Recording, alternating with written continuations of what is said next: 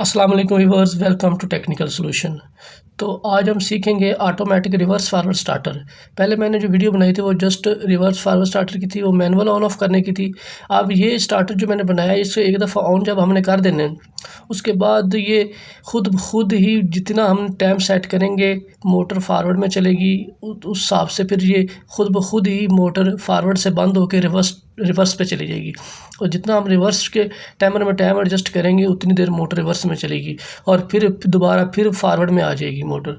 तो ये बहुत ही इंपॉर्टेंट सर्किट है। ये हमारे इंडस्ट्री में कन्वेयर बेल्टों में ये मुख्तलिफ़ जगहों पे जिस तरह हो गया एलिवेटर, हो गया ट्रेवलेटर, वाकेटर, यहाँ पे यूज़ किया जाता है और भी काफ़ी जगहों पे इस्तेमाल किया जाता है। लेकिन ये बहुत ही इंपॉर्टेंट सर्किट है, ऑटोमेटिक रिवर्स फारवर्ड सर्किट। ठीक है, तो आज हम इस पे जो वर्किंग करेंगे वो मैं आपको बताऊँगा।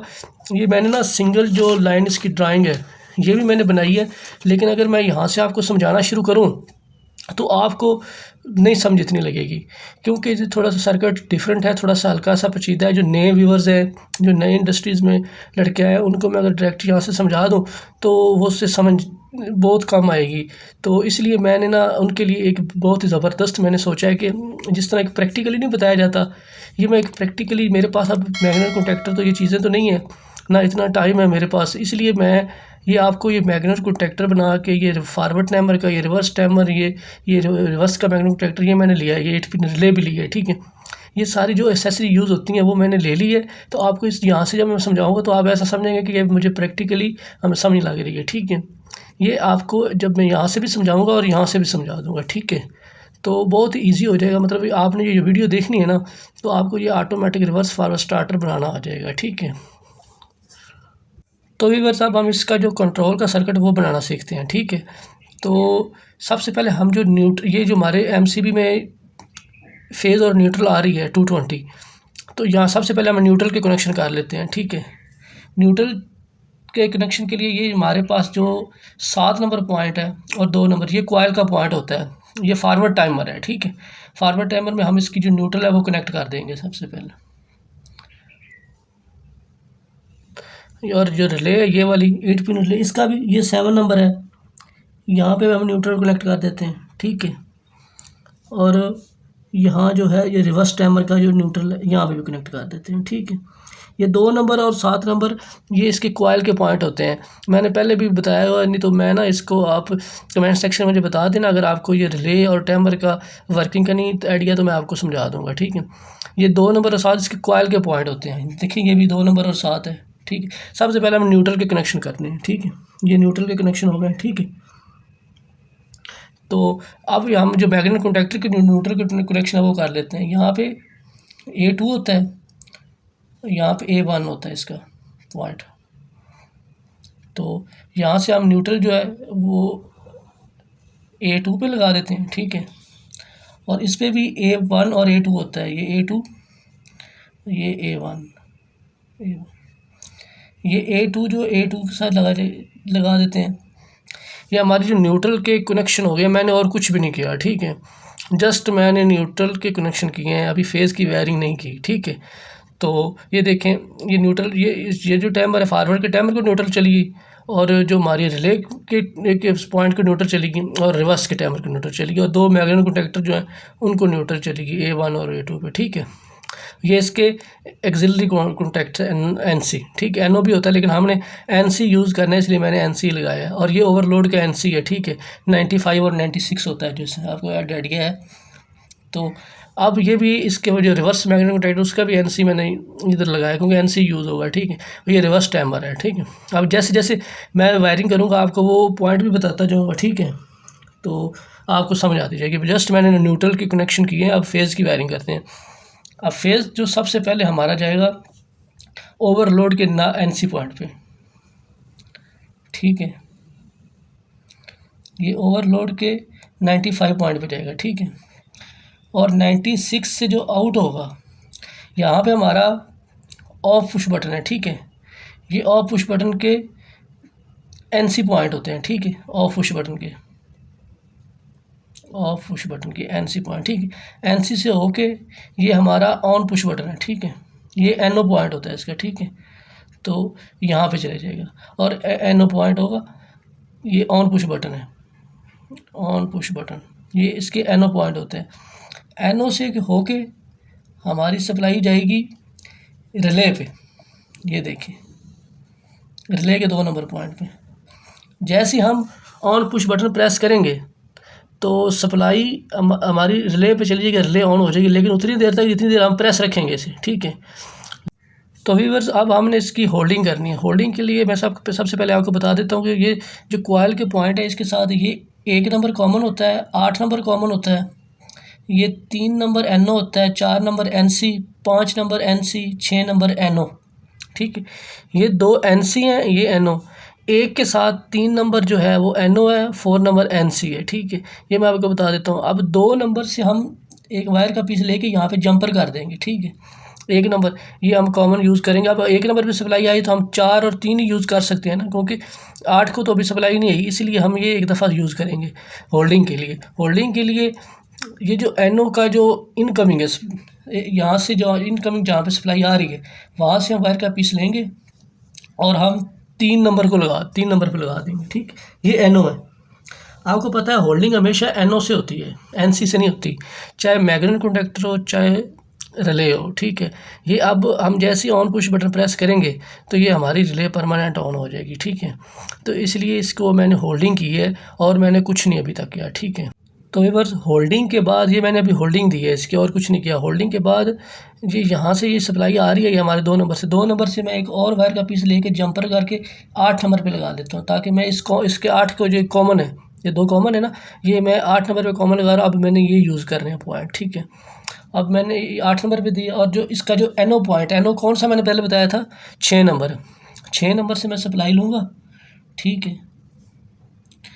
और जो रिवर्स का टाइमर है इसके कॉमन पे पॉइंट पे सप्लाई दे दूँगा, क्योंकि मैंने इसको अभी ऑन नहीं करना, यहाँ से सिर्फ जस्ट मैंने सप्लाई लेनी है, ठीक है। NC से ये 1 नंबर होता है इसका कॉमन और 8 नंबर, और ये 3 number NO, 4 number NC, 5 number NC, 6 number NO, क्योंकि मैंने NC से अभी सप्लाई लेनी है, क्योंकि इंटरलॉकिंग करनी है, ठीक है, टाइमर की भी, फिर मैंने मैग्नेटिक कॉन्टैक्टर की भी होल्डिंग करनी है, इसलिए इंटरलॉकिंग करनी है।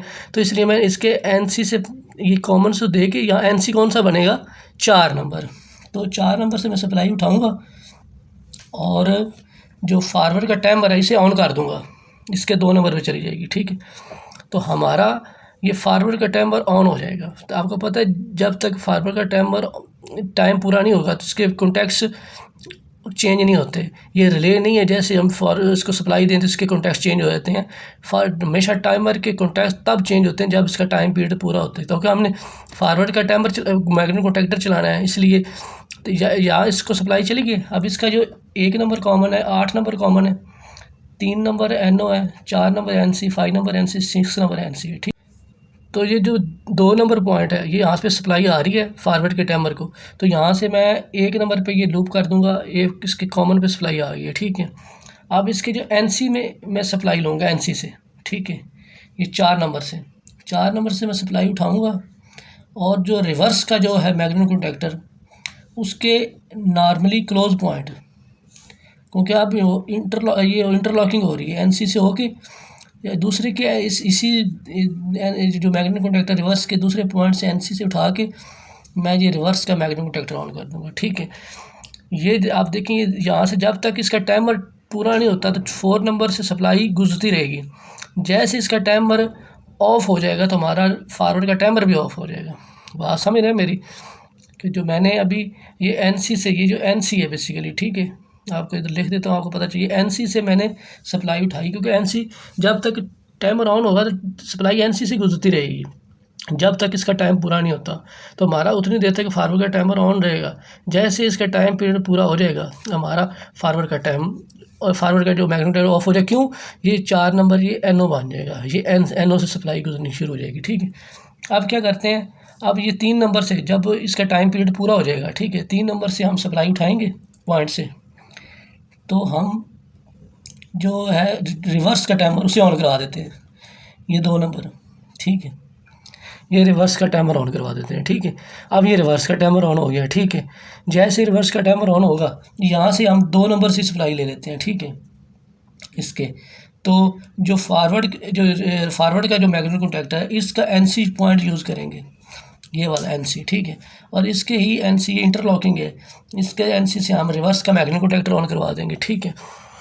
तो व्यूअर्स उम्मीद है कि ये आपको जिस तरह मैंने अभी समझाया आपको समझ आ गई होगी, क्योंकि मेरे पास ये इक्विपमेंट नहीं थे फ़िलहाल, तो मैं आपको प्रैक्टिकली नहीं तो बना के देता। तो ये भी मैंने एक जस्ट प्रैक्टिकली बनाया, क्योंकि ये मैग्नेटिक कॉन्टैक्टर क्योंकि मैंने जैसे होते हैं सेम उसी तरह बना के आपको ये वायरिंग ये जो मैंने तारें समझे लगाई हैं, ठीक है। अगर तो आप दोबारा इस वीडियो को गौर से देख के अगर कोई पॉइंट नहीं समझ आ रही तो आप वीडियो को दोबारा देख के भी आप अपना पॉइंट क्लियर कर सकते हैं, ठीक है। तो व्यूअर्स मैं अब आपको जैसे मैंने सर्किट बनाया ये आपको इस तरह आपको मैंने अब सिंगल लाइन ड्राइंग से भी समझा देता हूँ। ये देखें, सबसे पहले मैंने MCB यूज़ किया था। MCB से 95 और 96 से मैंने वायर ओवरलोड पे लगाई थी ना NC से, तो 96 से आउट करके वो मैंने ऑफ पुश बटन पे लगाई थी। ऑफ पुश बटन से ऑन पुश बटन से होती हुई ये 2 नंबर जो एक्सिलरी का इसका रिले का पॉइंट है, ये देखें ये 2 नंबर, ठीक है।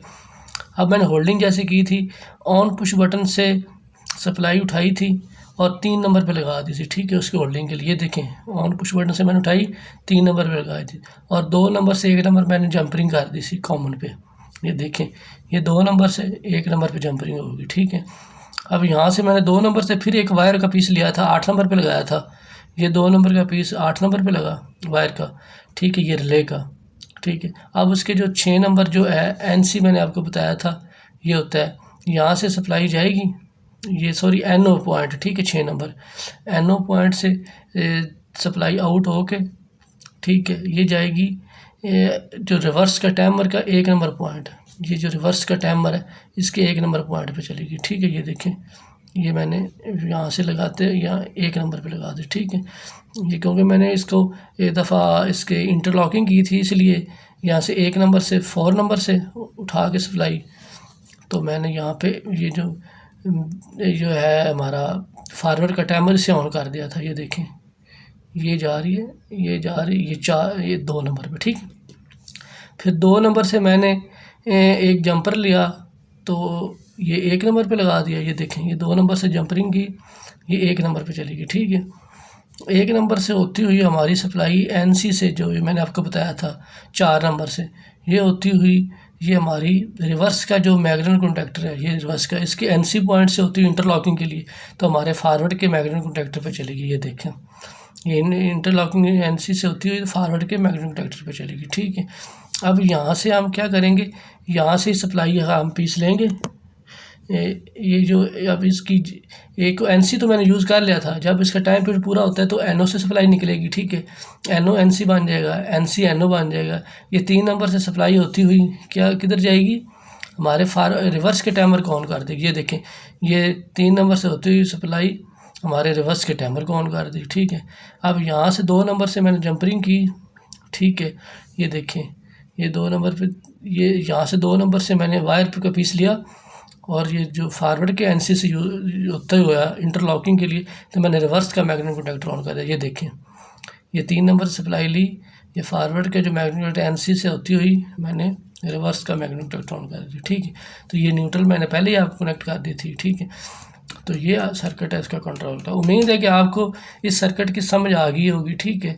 तो पहले जैसे मैंने तरीके में बताया था, अगर उधर कोई कन्फ्यूजन रहेगी तो जो अब मैंने आपको बताया इससे आपको क्लियर हो गया होगा, ठीक है। तो अगर ये आपको काइंडली वीडियो पसंद आई है तो हमारे टेक्निकल सोल्यूशन को सब्सक्राइब करें, लाइक करें और दोस्तों को शेयर करें। ये बहुत ही इंपॉर्टेंट सर्किट है, ये इंडस्ट्री में बहुत ज़्यादा यूज़ होता है, तो आप लोगों की हेल्प के लिए मैंने ये वीडियो बनाई है, ठीक है। ओके।